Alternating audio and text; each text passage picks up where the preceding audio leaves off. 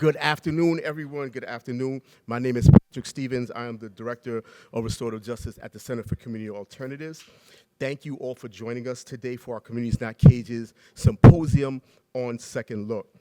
We are so grateful to have so many community members, activists, advocates, system leaders, and directly impacted people gathered here for this important conversation.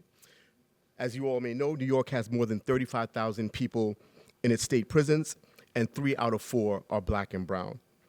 Thousands are serving decades-long sentences, often imposed when they were very young. And yet we know from experience and from evidence that people change, they grow, they evolve, they take accountability, they become mentors, leaders, caregivers, and contributors to their communities. That is the basic vision behind the Second Look Act, a fair and meaningful process to review long sentences, recognize transformation, and ensure that our laws reflect the possibility of human change. Currently, they don't do that.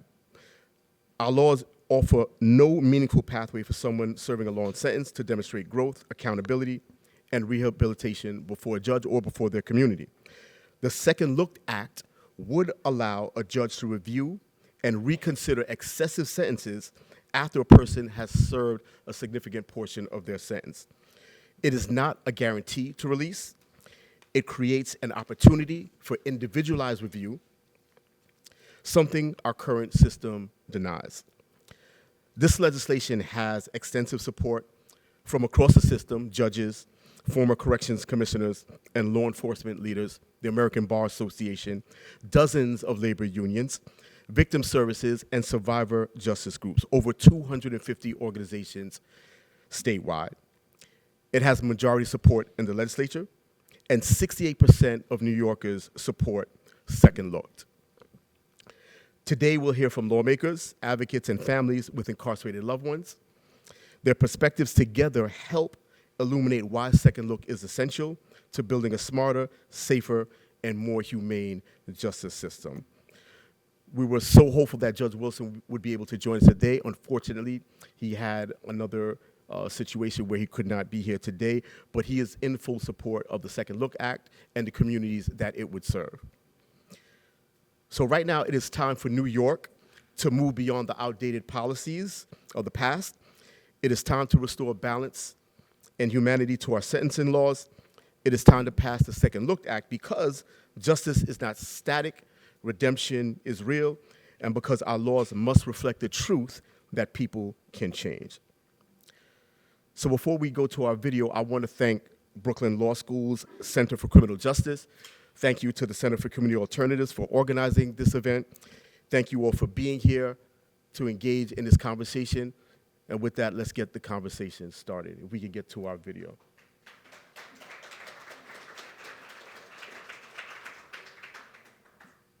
Some people fear the Second Look Act will somehow minimize the crimes that have been committed. I speak today from prison to tell you that this is not the case. There is no way I can minimize the harm I've done by seeking out a second chance. I know the harm I've done. I know the weight of it, the gravity. I understood it like I never did before 6 years ago when I held my son for the first time, because somebody decided to give me a second chance. She's my wife. And she believed in me when I didn't know how to believe in nothing. When people think about this bill, there's that fear that we're going to just take advantage of it, that the wrong people are going to be released. You should know that there are people inside. When I speak, I'm speaking to myself and so many others like me who understand the gravity of this damage that we've done, a point where I can't look at the Second Look Act, clemency, any platform that accommodates some kind of relief, some kind of mercy as something that I deserve. That's too strong of a word. What I've come to accept is that this second chance is not just so that I can do something better with the life I have. to make up for the errors I've made, but that there are a bunch of young men and young women on the verge right now of making all the same errors that so many of us in here have made. And I know that the men who have been doing the work, that I've been doing this kind of work, an introspection to come to terms with the damage I've done and what that means. How do I live with that?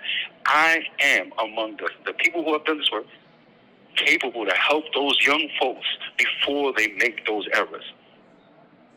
And I fear for the people who are on the verge of making those same decisions. And with the Second Look Act, we could make a difference on whether that happens if we continue this cycle or if we start to break these chains. My name is Mario Castro. Thank you for your time.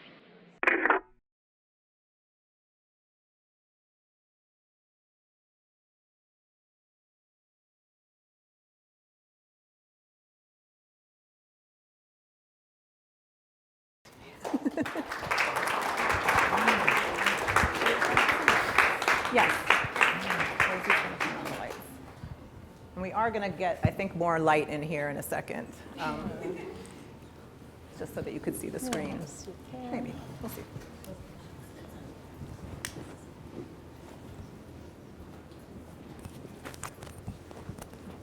She's running to do it now. Oh, look at that.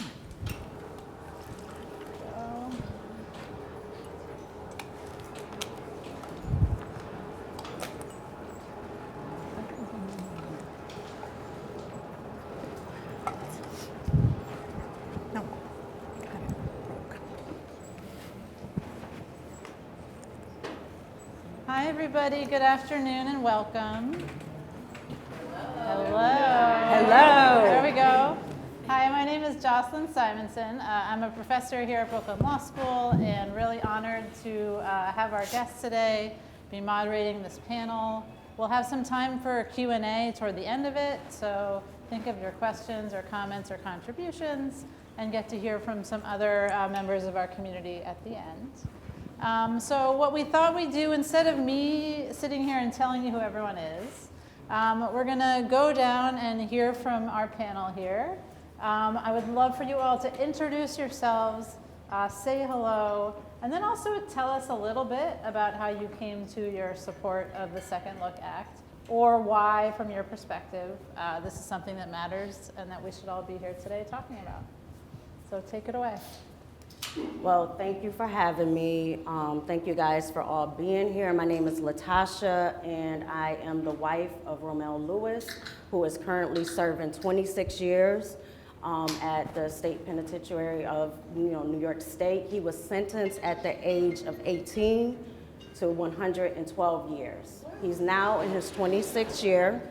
I came to learn about Communities Not Cages because I had wrote senators, local assembly members, letting them know exactly where he was today in life.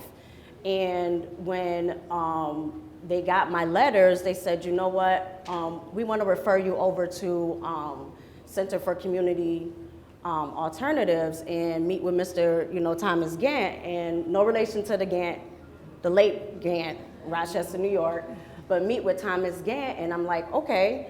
So when I met with Thomas, we were talking, we're speaking, and come to find out, my husband and Thomas served time together. So he understood where I was coming from, so I'm like, okay, cool. So then, I then moved on to learning about the Second Look Act, the same language that I had in the letters. So it just meshed well. It made sense, to walk along, with Communities Not Cages. Met Katie, met Ish, met Garrett. Everyone just seemed like family, so it made sense. And the bill just made sense with our community and just years and years of our Black men going to group homes, going to jails, going to prisons. Oh my God, they're finally gonna right their wrong for our Black men. So that's why I came along.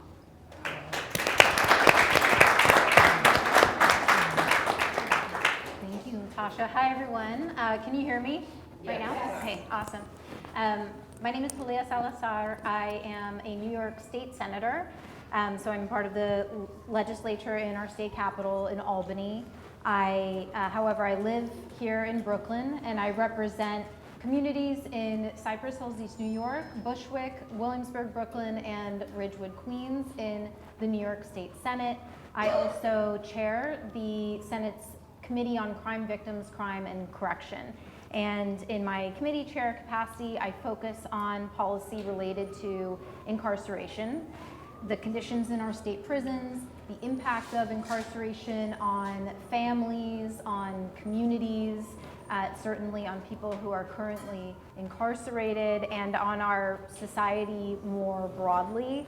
And as part of that legislative focus and work, I have spent a lot of time visiting state prisons and jails across the state. I also have seen in the communities that are in my Senate district the impact, generational impact even, of mass incarceration on our communities, how it has disproportionately and negatively impacted our people, and those experiences are what has led me to learn about and care about fighting for sentencing reform and changing the criminal legal system, and additionally being the lead sponsor in the Senate of the Second Look Act, along with my colleague and counterpart in the State Assembly, who is here with us, Latrice Walker, who I know you'll hear from today as well. Thank you so much for having me.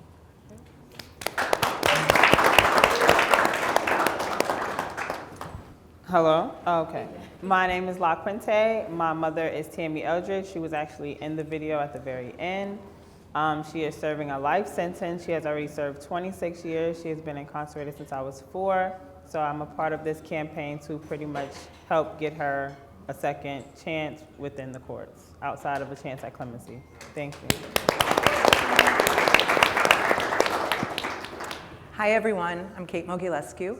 I am a professor here at Brooklyn Law School, where I run the Defender Clinic, and I'm also part of a collective called the Survivors Justice Project that has been working on implementation of the Domestic Violence Survivors Justice Act, another law, since it was passed in 2019. I come into this work, I think, as a public defender, so I don't need a lot of convincing that there's a problem with our state sentencing laws. That's an assumption on my part. But there is something that I've learned in working on the DVSJA for the last several years, which is the disconnect between what is happening in our prisons, the work that's going on, the communities that are emerging and supporting each other, the way people are navigating these extreme sentences, and what happens in the criminal courtrooms where sentences are pronounced. Those things just don't engage with each other. And many of the people who have influence in the criminal legal system on what those sentences are have no idea what actually happens to people once they're sentenced. And for that reason, I see the Second Look Act as a really important way to not only challenge extreme sentencing, to not only recognize the work that people do while they're serving a sentence, but to kind of bring that information back into the courtrooms to begin with. And I can say more about that later. I love Communities Not Cages events because everyone's so happy and claps for everyone. And I promised you light, and now we're maybe in half light, half darkness, so you'll let me know how that goes.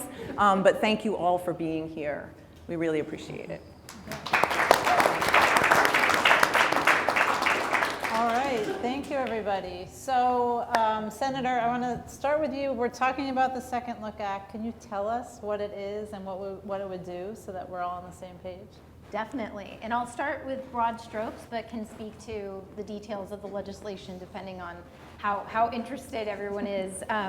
But really, right now, under existing law, there is no mechanism for judges to reconsider an individual's sentence on the basis that that sentence was not in the interest of justice. And I say that specifically because certainly we're all aware that there are ways for someone to have their sentence reconsidered right now, but it is really only, in New York State anyway, on the basis of the original sentence being unlawful, right? Like if someone, for example, did not commit the crime, or their civil rights, their right to a fair trial was violated, et cetera. But right now, there is no way for a judge to say, you know what, I think that sentence was too long, that it wasn't appropriate. Right. There is no way for a judge to reconsider an individual's sentence in this way.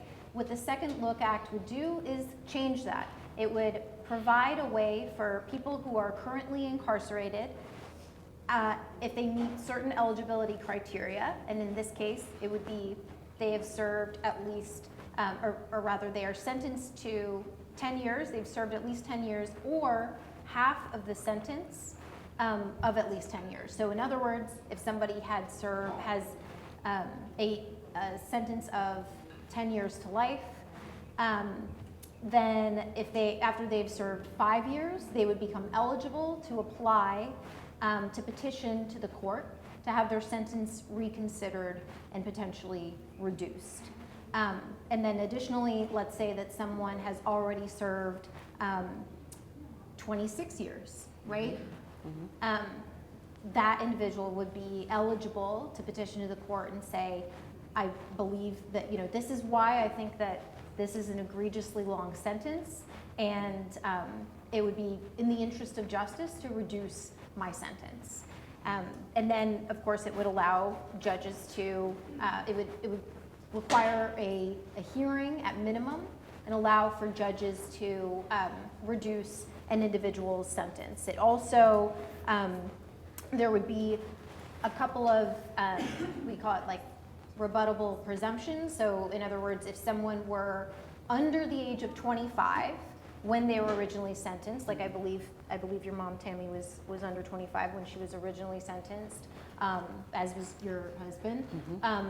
If someone was under the age of 25 when they were originally sentenced, there would be a presumption that their sentence should be reduced. And we can talk more about why that's important.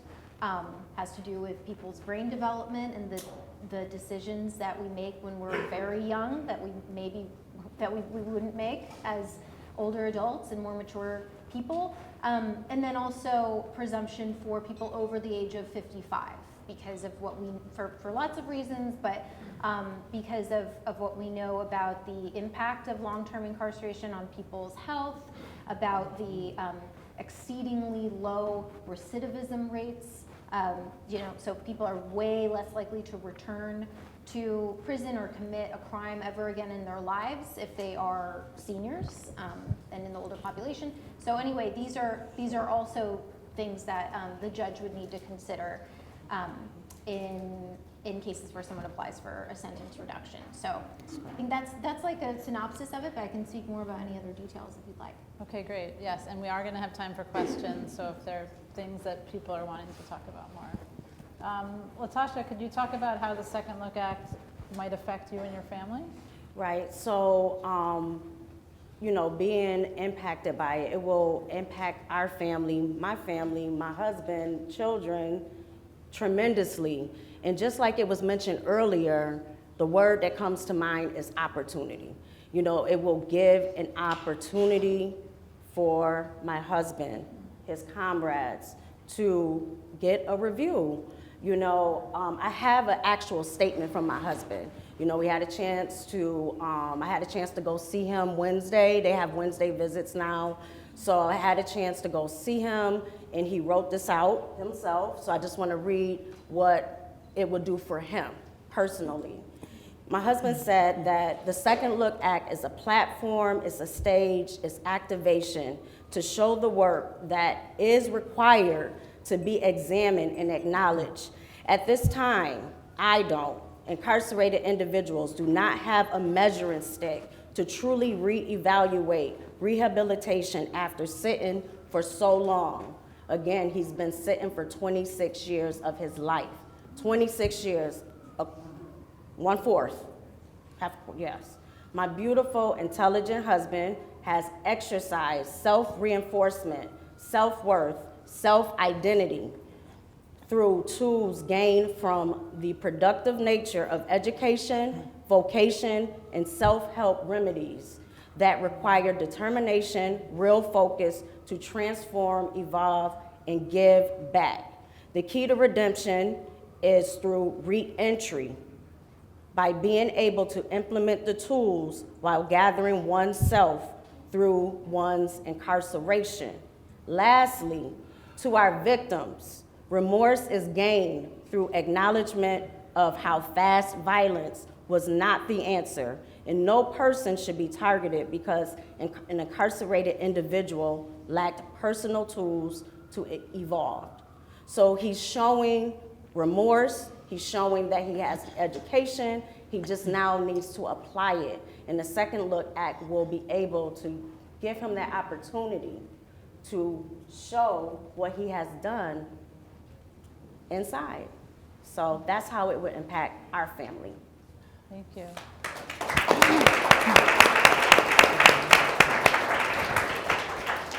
So, Kate, a lot of people assume that judges can already review sentences if they're unfair, right?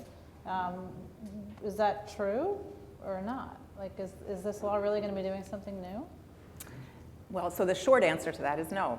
Judges don't have the ability right now, and the senator spoke about this, the judge that imposes a sentence does not get any information brought back to them at any point in the future to evaluate whether that sentence is serving its purpose, whether it was just, or what the person has done in the interim. So the answer is no. Instead, what happens, and if anyone has set foot in a courtroom, we understand this, we see this, and we actually are all complicit in this.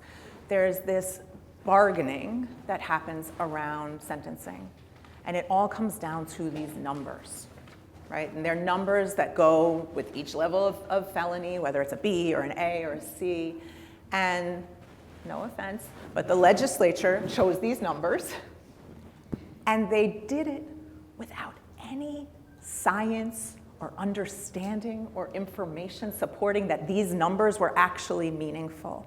So the sentencing numbers that we see don't represent what we need for rehabilitation, for remorse, for accountability. There are these arbitrary numbers that the legislature has selected and continues to increase, right? That's the trajectory. And so in the courtrooms, what you're seeing is just a fight over, is it going to be 17 years? Is it going to be 20 years? Is it 25 to life or 20 to life? As if there's some reason why those differences matter. And for people who are harmed in the offenses, there's no evidence that these sentences actually do what they're supposed to, right, in terms of providing healing, accountability. And we're all just sort of let this happen day in and day out in every courtroom across this state. So this is not what you asked me, but I might get back there, I might not. Judges do not have the ability or the information that they really need. And wouldn't we want a judge to consider where Latasha's husband is right now and that statement? Wouldn't we, I mean, doesn't that kind of tie much more directly into what we say the goals of sentencing are? Yeah, but that doesn't happen right now. And then when we think about other things, and again, the senator touched on this, you know, when someone is first sentenced and they pursue their immediate direct appeal, that's usually within, well, depending on which appellate division you're sitting in, it can be immediate or it can be several years later, but it's supposed to happen right after you're sentenced. Yeah. Again, none of this information doesn't even exist yet. We just don't know. And that direct appeal is really limited to the legal issues that are presented, although the appellate division has some authority to reduce sentences. And then we just sort of ship people away after that direct appeal. And that's it. And it never comes back around. And people say, well, what about clemency? I've heard about clemency. Yeah. Exactly. So there are places where clemency is granted, where it's meaningful, where it's actually a way to look at where people are years later and figure out if they should be released, but not in this state. No. We are woefully behind in terms of how clemency works. Our executive branch could actually do something here, but often chooses not to. And so it's really imperative that we get something on the books to do this and to connect all of these things. So no, judges can't do this now. That's exactly what I asked and what I wanted to know. Thank you. So Lakente, we saw your mom on the video, right? So it was a still picture toward the end of the video. If she were to get a second look, what would a judge learn about her? To start, she's working on her second master's degree.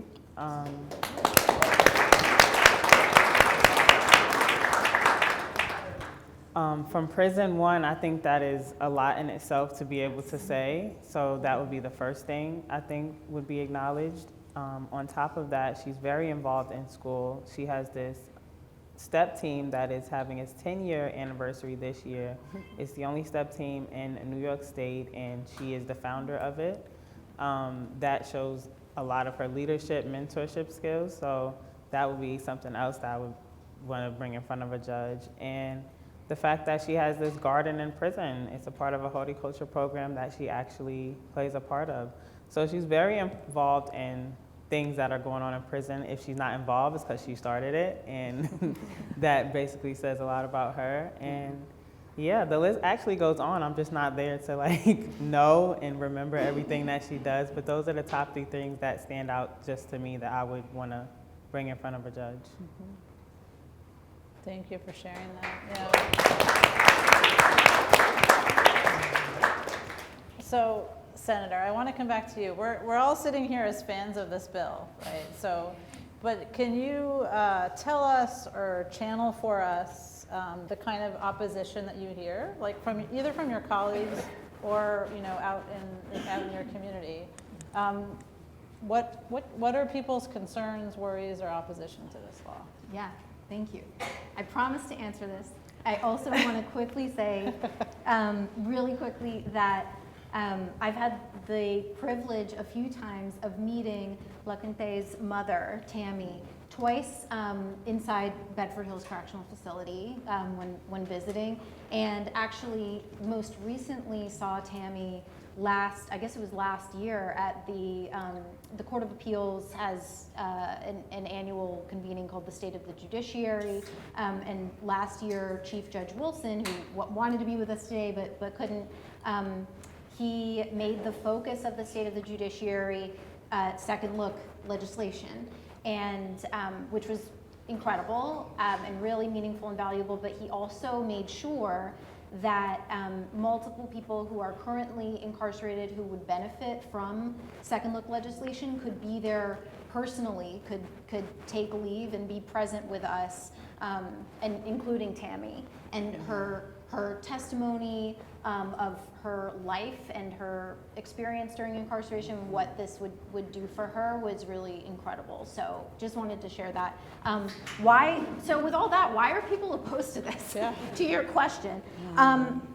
Okay, so many, I think that many of us in this room, we whether it's because of our circumstances or our family members, or some other reason, we either have had to engage with this issue of incarceration, or we've chosen to. But the majority of New Yorkers, the majority of people, they don't really have an intimate understanding of the impact of the negative impact of the carceral system. They also don't even realize, I find, that even 5 years in prison, let alone 26 years, let alone decades, even 5 years in prison is a very long time. It actually is a long time. And they do not have a sense of the harshness of long prison sentences. So that's one reason. I think people just don't get it. But then additionally, and it's by design, right? When someone is incarcerated in the United States, they are deliberately separated from society. And I think that to some degree there is this like out of sight, out of mind consequence of that. And it's so much harder for New Yorkers and certainly for legislators, for people with the power to change the law, it is that much harder for those people to empathize with incarcerated individuals.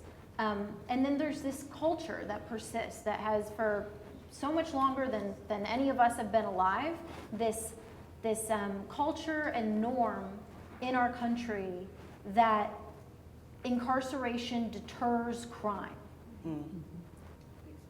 If it may be obvious, I don't believe that. I don't.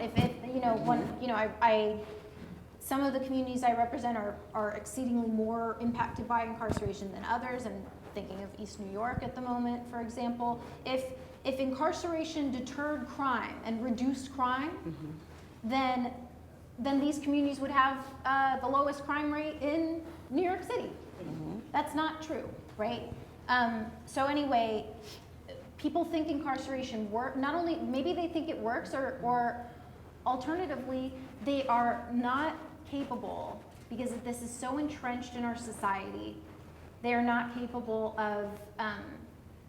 of envisioning alternatives to incarceration that would actually improve public safety. I'm thinking about what Mario was saying in the video when he mentioned, it's not just about me and like what I can do with what's left of my life, but it's also the role that he could play in public safety, in guiding young men so that they don't make decisions that he made, right? Like, there is a role, a positive impact of public safety that we could see from legislation like the Second Look Act. I feel like I haven't totally answered your question. The other thing is like so specific opposition. People will say, I like this idea generally, but I think we should carve out certain crimes. What's the problem with that? The problem with that is that if someone is, generally speaking, because of some reforms that have been made, not very recently, but some reforms that have been made to sentencing laws in New York State, honestly, if someone is serving a very long sentence, it's very likely that they were convicted of a very serious crime. And so if we were to say, categorically, those people cannot apply for a sentence reduction, this is just not going to have the impact that we want to see. But people have a really hard time understanding that even if someone committed a heinous crime a long time ago, that they are not just capable of change, but they can demonstrate that they have completely changed and that they would not commit a crime again. Yeah. Agree. Clapping for the response, not the opposition. Happy for what she said. Yeah. No, I hear absolutely. you. So then let's think together about some responses, both that we can think of today, or just what your campaign is doing to this kind of opposition. Kate, how would you respond to some of the opposition, whether it's the ingrained ideas or the specific opposition that the senator described? Yeah, I mean, I think we've already heard of some of the ways to respond, but I think here is where our experience with the Domestic Violence Survivors Justice Act might be instructive and might actually help open the conversation a little bit. So for those who don't know, although looking around this room, I think everyone pretty much does know, the Domestic Violence Survivors Justice Act was passed in 2019, and it has a resentencing provision which allows people who can show that they're a survivor of domestic violence and that was a contributing factor to their offense to come back into court and actually ask for resentencing. So it's the closest thing we get in New York to a second look, but it is limited to people who have experienced domestic violence. Although there are a lot of people in prison who have experienced domestic violence, right? There's some other eligibility issues that really limit the DVSJ. That being said, in the 7 years now, since the law was passed, under the resentencing provision, it's important to understand that 82 people have been resentenced after filing these applications, and together what that meant is a savings of over 240 years from what would have been their earliest possible release. The first time seeing the parole board. I'm gonna keep going so you can keep clapping, but That included 20 life sentences. So thinking about, right, people who could potentially be incarcerated for life, indeterminate life sentences. If people had been sentenced differently at the beginning under the DVSJ, we're talking about avoiding, over 629 years of incarceration. So I say that, one, to salute the effort that has gone into bringing those people home, but to also offer it as a glimpse of what is possible. And I have had the absolute privilege of working alongside people and trying to implement this law, and it has meant recognizing what decades in prison, like the horror and the harm of a sentence that includes decades in prison. And again, some of the themes that have already come up today about what people accomplish, remorse. And I will just say this, the sky has not fallen, right? No. People are coming home, and it is okay. Yes. And what's really interesting also is in a lot of these cases, prosecutors agree that people should come home. That's right. And it's, again, just that lack of knowledge at the beginning and our extreme sentencing framework that leads to the outcomes that we see. Prosecutors, although very few of them will say it on the record, and I'm trying my best, but prosecutors have said to me on the side, like, yeah, we really need a mechanism to do this more generally, more broadly than the DVSJA allows, right? It shouldn't just be limited to survivors of domestic violence. It should be people who've shown this rehabilitation, who have made these accomplishments. It should be, of course, people who are prosecuted as young people who are older now, all the categories that Second Look thinks about. But I would just offer that as, among the fear-mongering that you might hear that comes along with the prospect of someone being released from prison early, we can counter with real evidence of what happens when people come home. Can I add? I just want to add on to that, only because that is a great act that just passed in 2019, but we have to look at the safeness that legislators look at. They do safe things that look good, like, okay, this looks good and it's part of it, so let's do this so we can shut them up. But domestic violence, it's like it's only for a certain amount and certain group of people. Unfortunately, in our community, Black men are not going to report things. They're not going to have the evidence. You need paperwork. You need paper trail of, oh my God, this happened to me. I was abused. This happened. And most of these men, Black men, went to juvenile facilities that basically groomed them to be violent. You know what I mean? Like, this is where they're coming from. So they're not going to report this stuff because they're embarrassed, they're shamed. It's not going to be evidence. But you got the Domestic Violence Act, which is amazing. I'm not taking away from it. But they look at it as, and I say they, I mean in people who have the power, this is safe, this is what we're going to do. We're going to, it's only going to be for a certain amount of people. And as y'all speak and say, oh, they don't understand, they're not around the proximity. They understand, it's just the fact that they do what is safe and what still looks good for them. But this is why we need the Second Look Act for us, our Black men. The Black men needs to come home. It's so many Black men inside. When we go to these visits, Black, strong men, good-looking men, that these women out here need to help with these kids.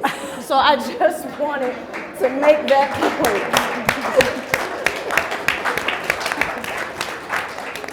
Well, maybe, Latasha, we could get a provision in there that if you're good looking, you get like expedited add it in there. review. Come on, you got all your teeth. Yeah. Come on, yes. Yeah. Look at him, Your Honor. Yeah. I just wanted to add, and woman, outside of that, I think it's the fact that we're not looking at people in prison as people. And I say that to say all of the things my mom has done, if she was out of prison doing that in the community, we wouldn't even ask how much time she did in prison, because that's not your first thought. But because she's in prison, voluntarily doing so much that she has done prior to today, I mean for years now, because she's in prison, it's easily overlooked because she's currently in prison. So I think just not looking at people as being people is what is a part of the opposition here. I think it's just prison is shadowing what everybody can really see. And it sucks, but it's the truth. If she was doing those same things, started a step team in the community, that's what youth need. That's what people need. I mean, adults do it in prison. I'm pretty sure they would do it out of prison too. But my mom would be the one to put that together. Yes. And that alone is what a lot of communities need. And it's being overlooked just because she's not out of prison is just something it's sad. Mm-hmm. Yeah. Quinte, I want to stay with you for a minute. We heard about your mom doing some, going to the event and testifying with the, I don't know if you call it testifying. It's always testifying when you're talking to a judge, right? Speaking with the judges. No. And I know that you're both involved with the campaign. Can you talk a little bit about just participation in this big campaign, and especially the participation of people who are incarcerated? Okay, first, I love Communities Not Cages. It's like the biggest campaign I'm a part of. I mean, people show up, they show out, they have stories, they have loved ones that they're speaking for. And the fact that not only there's someone like me speaking for someone incarcerated, they involve those incarcerated to speak for themselves. Not only because I can't say everything, but some people really don't even have someone on the outside speaking for them. So when you get to speak for yourself, it really lets people know what you're doing. Like if my mom was able to sit here and tell me what she was doing, she'd still be going from the time I said earlier, the 3 things, because she's done so much. But when you translate that to me and I'm translating it to you, so much get missed. So when you're a part of the campaign that's actually speaking for you, it makes a difference. And when they're able to be in the booklet about why a second chance will help them and it's actually their face, it puts a face to what we're really fighting for outside of the people who are just here because they have a loved one in prison. So it's the biggest campaign I'm a part of. I love how they just incorporate people that are in prison. Like the fact they have this picture of my mom and the voice of someone in prison, like I love being a part of it because without that, it's just voices being translated and you only get so much of what one person did when there's so many people that have a loved one and so many stories of things that they've done just inside of prison outside of other campaigns and how they have documentaries of it. It's just we need that real life in-person experience sometime, and Communities Not Cages definitely gives that. Mm-hmm.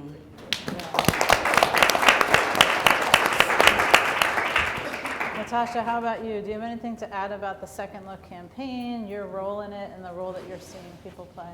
Yes, so as I mentioned before, I was referred to, Centers for Community Alternatives, I always just say CCA, had a chance to speak with Thomas, and as soon as I was able to go to the first rally, I just felt like I was at home. Like I said, I got a chance to meet Katie, Garrett, Ish. I just felt like I was at home, and then just to be able to do the rally, in Albany, it's Tuesday coming up, the next one. But Communities Not Cages, it's just like I always said, it's the name of what we're trying to do is in the title. We're trying to build communities. We no longer want cages for our communities. And it's just so fitting. It's so fitting to debunk and to challenge the tough on crime bill that put a lot of our men behind bars. So I'm 100 with the campaign. It's just the hard part is how the process works, of how legislation works. But just reading up on it, you need this sponsorship, you need co-sponsorships, but then reading up on it, all you really need is the sponsor. That's it. And these things can get pushed through. So for me, I just want for like our majority leaders, Andrea Stewart-Cousins, Crystal People-Stokes, to stand for us, to stand for Communities Not Cages, like to really speak up in those meetings and when they're debating about these things and say, look, Communities Not Cages is a campaign that's truly for the community. And that's what, we stand for, and that's what I really truly enjoy. So I'm behind it 100%. My husband's behind it, his comrades are behind it. They're looking forward to it. This is what they need to make a difference in the state of New York. So. All right. Yeah. So Senator, when you and your colleagues are debating this or talking about this, is there any discussion about how New York compares to other states, or can you tell us about that comparison? And is it like a useful one to think about? Yeah, sometimes it is, not just on this issue, but on, in different policy debates. Often, I mean, one of the first things that people will ask if they're skeptical or just learning about a bill is, well, who else has done this, right? Have any other states taken this step? Do they allow people to apply for a sentence reduction? And there's at least 4 other states in addition to the District of Columbia. I'm like looking over at Katie to see, I'm like, is it more than that? Okay, yeah. So it's, I know the state of Maryland, for example. So there are other states that currently allow, and their laws differ. They're not all identical to the Second Look Act, but they provide an opportunity for people to apply for a sentencing reduction. Some have been in place for years, and we have not, what I would say to my colleagues who, often when they're asking that, they're asking for 2 reasons. One is because they might lack political courage. So they're like, okay, who else has done this? Who's giving us cover in a way? Has this been tested? And then the other reason they're asking is they're like, well, how did it go? Like, what happened? Did the sky fall? Did, did people just flood out of the prisons and into the streets? Like, what happened? And obviously that's not what happened, right? We have not, there is no evidence that that legislation that allows for people's sentences to be reduced has any negative impact on public safety. So yeah, people ask about it. It's not a novel idea necessarily, but I think there's also 22 other states where they have pending legislation that would allow for a second look. Oh, wow. And federal legislation that Senator Cory Booker carries. Yeah. So we want to make sure to leave a bunch of time for questions and discussion, so start getting your questions ready. But before we turn to all of you, I want to make sure that we get a chance to hear, some people here know, but everyone might not know, like for people who are feeling this, how can they get involved, or what can we be doing?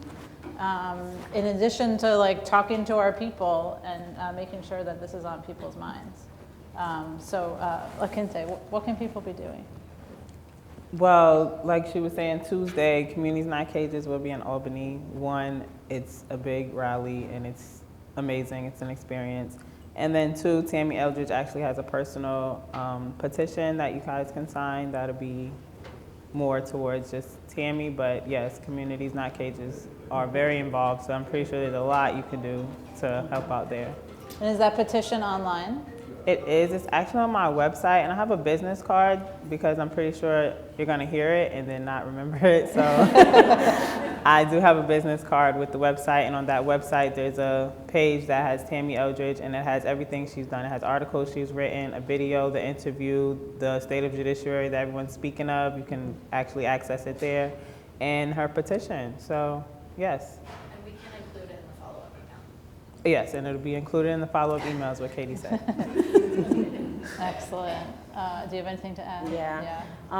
People can get involved by contacting your local legislators, letting them know that you are for these bills, you are for the Second Look Act, especially the opposers, the ones who are not signed on. Right now, the Second Look Act has a total of, 61, what's the number we want, Katie? 31 Senate co-sponsors. Yes. 63. Yes. So we need that push so that we can get this bill, on the agenda, on the floor for a vote. So contact your local legislators. Also, like we said, we have the Communities Not Cages rally on Tuesday in Albany. It's on May 12th. It's for the mothers. But we also, make sure we meet with, the actual constituents that you are involved with your zip code. So you will meet with your actual, lawmakers. But that's how I would say to get involved. And, if you want to write, and support, incarcerated individuals. You know, that's another way as well. So you can have proximity and understand what it takes, you know, to support a loved one that's inside, or to write a person and to hear what they're doing today and where they're no longer at from when they were sentenced. So that's how you can get involved. Great. Well, thank you all. Let's see if people have comments or questions. Raise your hands high. And Katie is should be on. I'll bring her on the mic. Okay, so if you're looking around, you can see there are a bunch of people who have thoughts. So I'm going to ask folks to be really concise, and I'm maybe going to be bossier than Jocelyn is, which is I'm going to ask you to ask a question. Is that okay for folks? Okay. Okay, so we'll start over here and then we'll move around. Oh, I have a question. What would you consider? Would you consider foster care or you know, group homes a form of Domestic violence. Domestic violence? Yeah. I think that's a beautiful question. Yes, I would. And I think the harms that people experience in those systems, in foster care and group homes, and ways people are institutionalized, absolutely replicates, right? It's a caretaking relationship, it's supposed to be. And in terms of figuring out if legally, if someone is harmed in foster care, if that is domestic violence, I think it's a really important question. There have been a couple of courts that have recognized that as domestic violence. Not enough, but if we're really looking at understanding people's trajectories, it is a critical thing. So it's a beautiful question, and a couple of courts have made that connection. Thank you. Hi, I would like to speak to this young lady in the middle, the elected official. I couldn't remember your title, please forgive me. The question I wanted to ask is, as you've been in the prison systems and you've been in the various prisons, what are at least 3 things that have created that impetus into these systems? Has it been the foster care? Has it been the domestic violence? What are the impetuses that allow it to continue happening? Yeah, goodness. Well, one definitely is trauma that people have experienced in their lives, often childhood trauma, perhaps because they were in foster care and they experienced abuse. We hear a lot about that when we talk, when I say we, myself, my staff, my office, when we speak to people directly who are incarcerated, or we receive a lot of letters and communication from people inside. Also, sometimes crimes of poverty, I guess you could say, because someone was never, many people, many New Yorkers are never given a first chance in a way, right?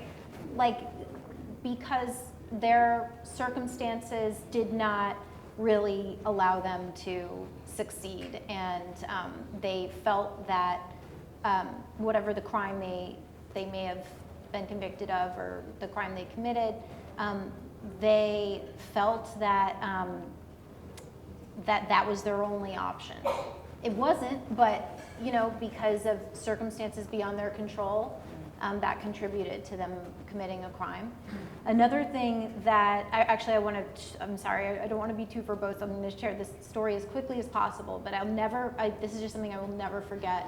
In 2021, I was visiting Attica, and I was meeting with the gentleman on the Incarcerated Liaison Committee. That's people who are basically elected by their peers to liaise between the incarcerated population and the administration of the prison and docks. So anyway, was meeting with this group of men, in this case at Attica, and there were several men there. One of them was much older and had been incarcerated for decades, for a long time, and he referred to one of the very young men on the committee as son. And I thought nothing of it at first, right? Like, this is how we talk to each other sometimes, colloquially. But he was in fact his son. So and I think about this story because I think about the generational impact of incarceration. So to your question, we are causing, not always, but often, generational harm by sentencing people to egregiously long prison sentences. Thank goodness, I went back to Attica years later, and that young man had been released. Thank goodness. His father is still incarcerated. And anyway, the data that we have, this isn't just like one anecdote. The data that we have shows that you are, and you are an exception to this, of course. I want to highlight that. But unfortunately, someone is exceedingly more likely to end up incarcerated themselves if they have a parent who is or was incarcerated. So that's also a contributing factor. Yeah. Yeah, of course. Hi, my name is Stephanie Harris. I am the founder and executive director to the J-ACT Advocacy, and I work directly with thousands, hundreds of thousands of incarcerated individuals all over the United States. So I am hands-on seeing the impact of mass incarceration throughout the US. I see it as we the people have the power to make change. And so my question, and to everyone in this room, is how are we impacting and educating our communities about how mass incarceration is impacting our country? So we have children without fathers. We have wives without husbands. We have mothers who miss their sons, who, I see it in real time on an everyday basis. So what are we doing collectively as a team to educate the world about the Second Look Act and how mass incarceration is really affecting families, not even just in the US. I've been working with certain people in Switzerland, throughout the globe.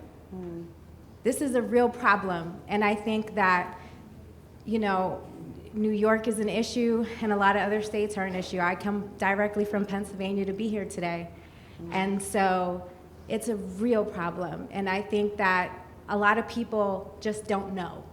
And so a lot of people need to be educated. So how are we collectively working as a team of community, the people that know that this is a problem, educating the world about the Second Look Act and how this is impacting our communities? Yeah, we're continually on social media platforms. I know personally for myself, social media, I push it as Communities Not Cages, CCA, we're pushing it constantly on social media so that is a universal, way to get that information out there.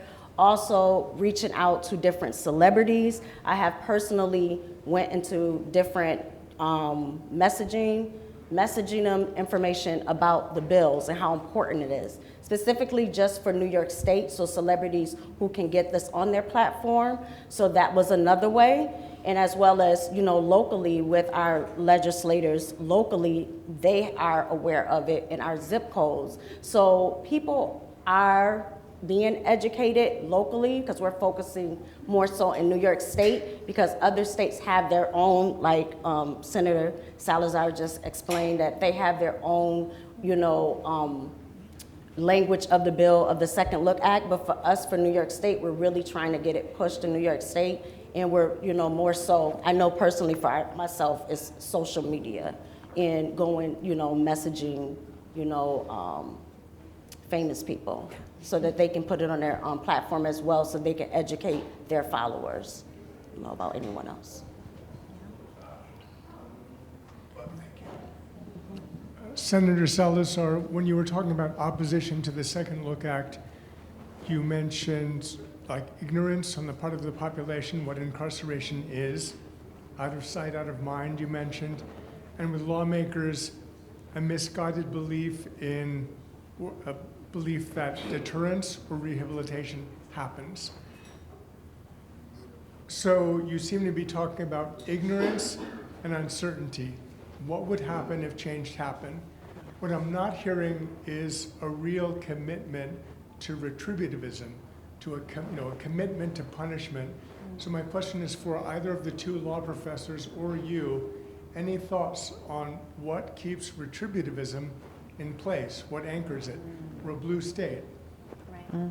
I can speak, but also want to give you the opportunity first. I mean, I think first of all, not just law professors can answer this question. I think a lot of people would have great thoughts on why we have that adherence to punishment and the punishment paradigm. It's just so deeply ingrained. Why? I don't know. I don't know. We didn't get up to that part of my syllabus. And I don't have an answer, or I don't have a satisfying answer. I mean, I can point to a lot of evidence of it, as I think you can, but I don't have a satisfying answer. But I think asking that question might make people say, like, actually, I don't really have an answer for that. It comes back to what I was saying about the numbers of sentencing, or just this notion that punishment is a way we deal with harm. But I think laws like Second Look, the DVSA, and sort of accompanying laws that really think about people, not just an offense in the penal law and a corresponding sentence, have the capacity to start chipping away at that. And like how we create, victims that we identify in a case, people who have been harmed, and the person who is prosecuted, and how they're pitted against each other. There are ways that we can start doing that differently. I mean, there's a lot of work being done, critical work about this, about restorative justice, about how people heal and what people need. And in some ways, Second Look is the perfect vehicle for that, because there's a little bit of space and time to get at some of those things. So like Jocelyn's first question to me, I am not answering your question. But mostly because I can't. But I love that you're raising it and that we all need to sort of think about it. Yeah. I'll add quickly. I mean, basically, why are we obsessed with retribution, right? Why is there such an emphasis on retribution rather than rehabilitation or restorative justice in response to crime, right? Like, that's the question. That's the question. And, to Kate's point, it's self-perpetuating. And so I'm like, why is it like this? It just feels like it's always been this way, at least in our society. One reason I think is not actually listening to survivors and victims of crime. There is this assumption, often my colleagues will say this, others who are opposed to the sort of the reforms that we want to make, they'll say, have you ever spoken to the crime victims? I'm like, first of all, I myself am a survivor of violent crime. I'm guessing I'm certain I'm not the only person who's had that experience in this room. So it's like these assumptions about what people who have been impacted by crime want for the person who committed a crime against them or otherwise, but actually there have not been a lot of studies, and there should be more, a lot of studies or surveys of New Yorkers or Americans who've been impacted by crime, but there was one that I'm forgetting the details of, but I know that Communities Not Cages has the information for you. A comprehensive survey of people impacted by crime and asked them what they want to see, right? Like would you, in terms of like your priorities, would you rather see the perpetrator who committed a crime against you incarcerated for a long time, or have access to programs and services that would allow them to change their life? And the majority of the victims and survivors who were asked that question did not choose retribution. And but who knows that, right? Like, so we gotta amplify that. But I think there is so much, I'm thinking about on the Senate floor, like last week it was Crime Victims' Rights Week nationally and in New York, and I'll say my Republican opponents were getting up and talking about crime victims and survivors, and all they do is talk about crime victims and survivors. They don't They don't speak directly to them, and if they listen to them, then they would know that there is actually a coalition of victim and survivor organizations that supports this bill, right? So anyway, that's my rant. Thank you. Thank you for that question. Good afternoon, everyone. My name is Carolyn Richburg, and I was a teacher of Assemblywoman Latrice Walker, 6th grade and 8th grade. I'm so glad that I'm able to announce it. I don't want anybody to announce it for me because I want to, at some point, announce it myself, and I'm proud to do that today. But this is what I would like to say. Let he who is without sin cast the first stone. Amen. We claim to be a country of freedom of speech, freedom of religion, but I think everybody is mixed up. They want to talk about anti-Semitism. It's so much anti-everything going on. It's so much hatred and diversity. And yes, I'm glad that this is transformative. We're looking to the incarcerated people who have been falsely accused. People served 30 years and didn't even commit the crime. So I'm glad we're taking it up this way. I think it's a very interesting point, but I want people to be spiritual, just not only on an ego trip or making legislation. Think about things from a spiritual point of view. We have to get to this place again. Yes. Thank you so much. Amen. So I know I'm going to disappoint a bunch of people with hands up, but I do think that that is the perfect introduction to bring up Assemblymember Latrice Walker, and so I want to take my segue.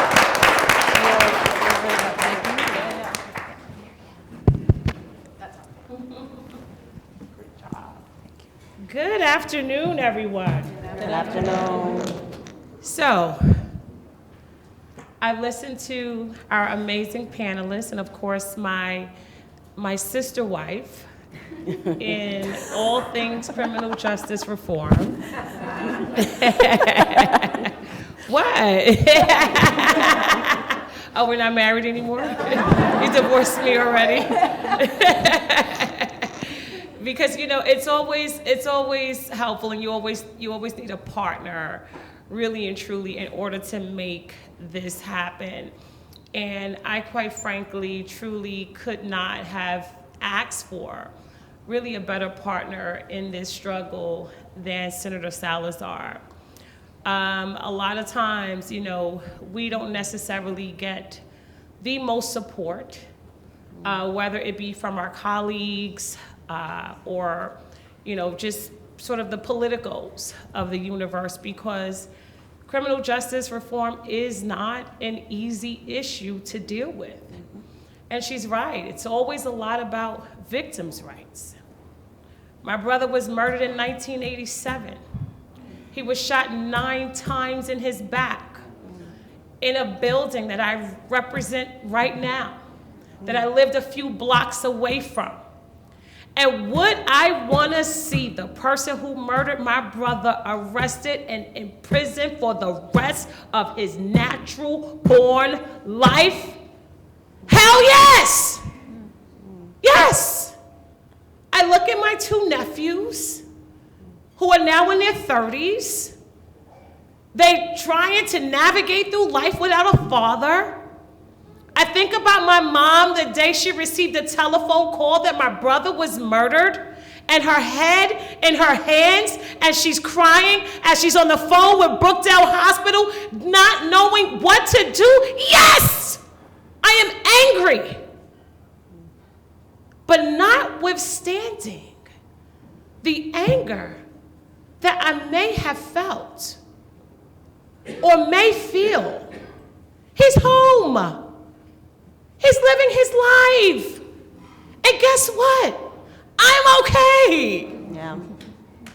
I am okay. I am, quite frankly, probably better because of it.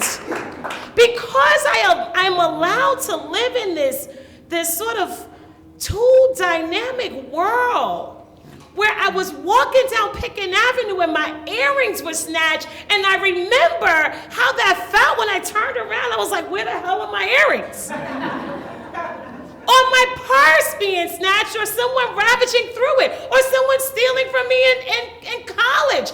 I have been a victim my entire life. Right.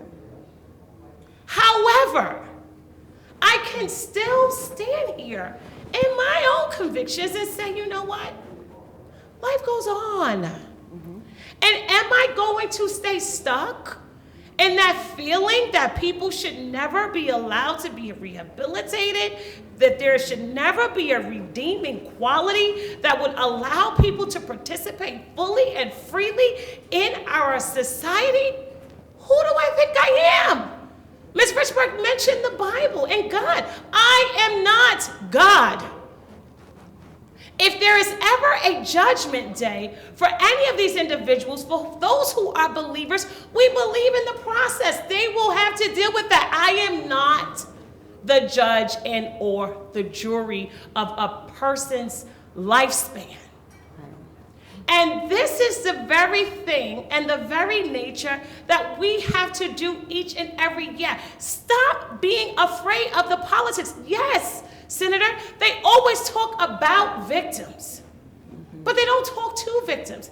How could you live in this world, in this parallel world with a young lady whose brother was a person who murdered my brother? She lived across the street from me. We played double dutch, we played skelly, we played hopscotch together. In our universe, in the beautiful community of Brownsville where I grew up in, this is the reality we live in each and every day. We have to face our fears.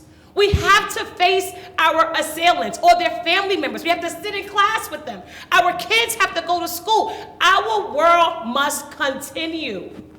And we cannot allow us to still be held down by the dynamics of a people and a belief and an unmitigated audacity of them to be able to tell us what is necessary and needed in our communities. What we need is reentry housing for people to be able to reunite families,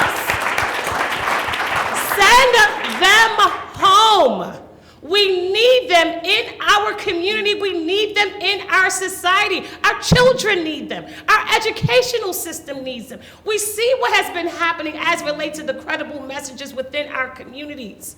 They stop more crime, more murders, more circumstances that if they had not been present in society would have continued to prosper. Because they are able to say, let's put the brakes on this, bruh. I've been down this road before. The path that it leads to is not a path that you nor your family want to go through. They are needed and they are vital in our community. Yeah. And so this is what the Second Look Act and all of the criminal justice bills that we have, sentencing reform bills that we have, is about. You put us on this in this dynamic where when we were talking about immigration reform, the number one slogan that I kept hearing was, keep our families together. Right, right. But you are separating our families each and every day from children on up, from 11 and 12 years old in crossroads, and setting them up on a path where we are unstable in our society. We always talk about the fact that the safest communities, Marvin, has the most resources, not the most police, and certainly not the harshest of criminal justice dynamics in their communities.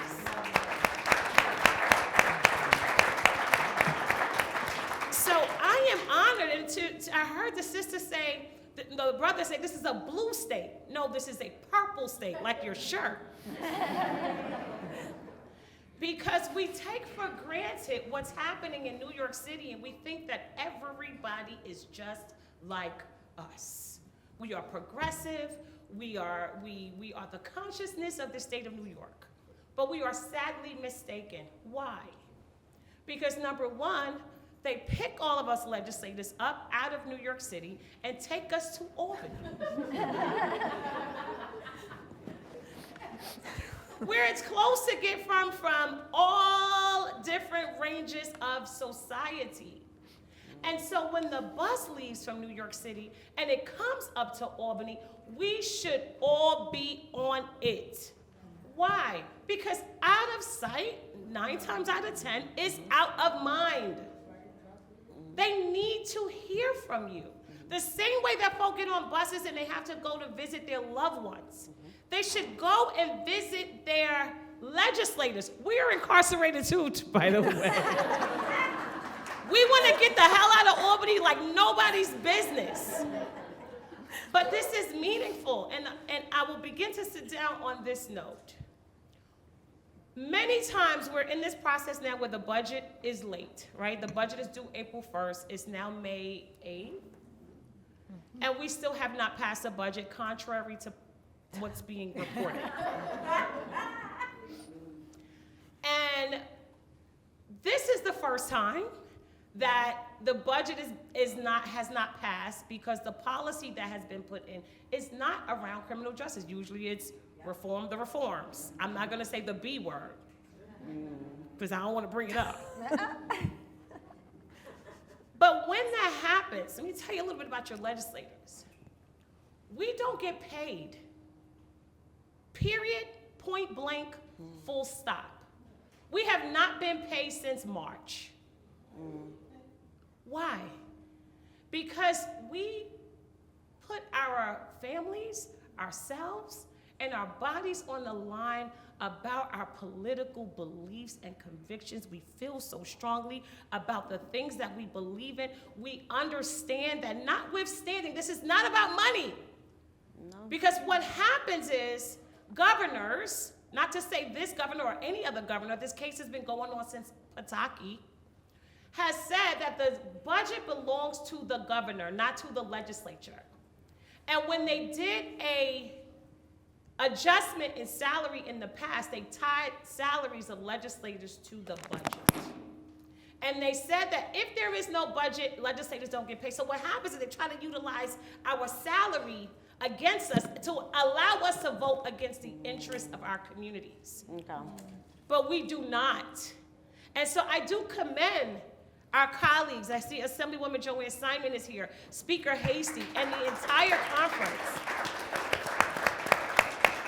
And so as we were last week, we were doing, give a thug a hug.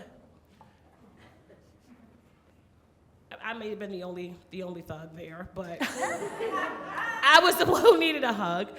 Give your legislator one as well, because the job that we do is a thankless one. And when we are in those debates that Sis mentioned, and when we're in these spaces, we're not in friendly territory.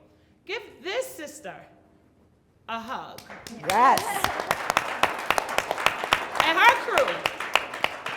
Because, again, having to go in and have these conversations with people who really, really and truly despise our existence is a real reality that is faced each and every day. And so, Second Look is still, in a process where we need all of your support in order to get it across the finish line. You have emails, you have social media, TikTok, Instagram, all the things. Your legislators respond to those items. There is no way that 63 sponsors in the Assembly and this bill has not made it to the floor, notwithstanding other bills who have zero co-sponsors getting passed each and every day. Yes. And so we have lots of demands. We want to promote fairness. We want to stand against mass incarceration. We want to promote public safety. We want to be like the other states that have done this. We know that there are 9,000 people currently serving life sentences. We know that this is not a get out of jail free card. But what we don't know is what is the fate of this bill. And politics is not a spectator sport. We can't sit on the sidelines and talk about how terrible things are in Albany or in DC.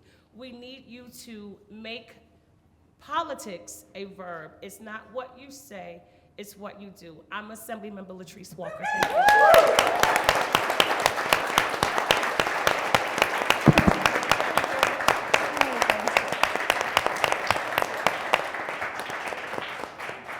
So now I have been teed up by Assemblymember Latrice Walker for what you can do. So there are 2 sets of QR codes Patrick, you're wandering away, but I was hoping you were going to hand those out. There are some on the windowsills over here, and Patrick is going to come around with them. There is one that is for the May 12th Advocacy Day, which you have now heard a number of times. 500 of us are going to Albany on Tuesday. We've got buses from New York City, from Buffalo, from Rochester, but relevant for the people here, there'll be one leaving from Union Square and one leaving from the Barclays Center. There's still a chance to RSVP, but you should do it right now. So sign up for that, come join us. You'll have a chance to join a rally, to come meet with lawmakers, to be with all of us there. And then the other QR code says call your lawmakers. This takes you to an easy link where you can put in your address and it'll look up for you who your lawmakers are, and it will let you send them an email. It'll let you post on social media at their handle, and most importantly, it will let you call them and it will patch you through. It's very cool. So this will make it very easy for you to call your lawmakers. I hope folks will take 5 minutes and use both of these QR codes right now before you leave, but then feel free to call your lawmakers every day. What's cool about calling the people who you vote for is that there is an implicit threat in this. You are the person who gets to vote them into office, and you theoretically are the person who could vote them out of office. And so when you call and you say, I'm a constituent, I support the Second Look Act, and I want you to co-sponsor it, or I want you to help us get it across the finish line, the offices take that very seriously. New York's elections have terrible turnout. So many of these legislators win their elections by a couple hundred votes, a couple thousand votes. It is a big deal to call their offices and let them know you're a constituent and you care about an issue. So please take a couple minutes right now to use both of these QR codes, and then I have a calendar reminder to myself. I call my lawmakers every week. Take 2 minutes, call them every week. Hey, I want to know what's going on with the Second Look Act. Thank you all for being here. We so appreciate the work that everybody has done. Thank you to our panelists. Thank you to Brooklyn Law School. Thank you all for coming, and hopefully see you on Tuesday.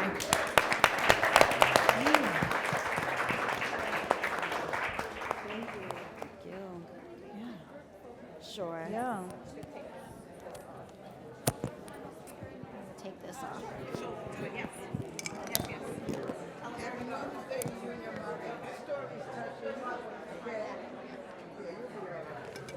I just didn't want to walk out with it.